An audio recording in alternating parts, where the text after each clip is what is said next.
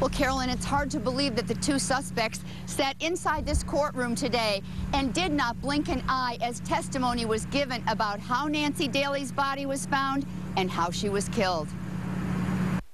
48-year-old Alan Wood and 40-year-old Tanya Watson showed no emotion in court today at their preliminary hearing on charges of murder for the murder of 80-year-old Nancy Daly, a woman who police say trusted Wood and Watson to do some work around her house. It was Nancy's cousin who, with a neighbor, found her. We walked through the dining room,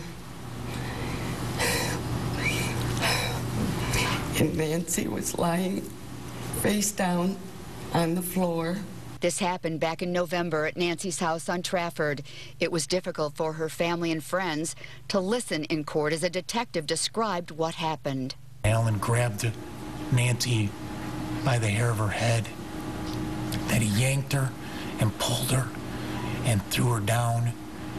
She ended up on the floor in the bedroom, and then Alan reached down with his hands and tried to break Nancy Daly's neck and twisted and pulled. Now, in the end, sadly, Nancy was found with her hands tied and her throat was cut.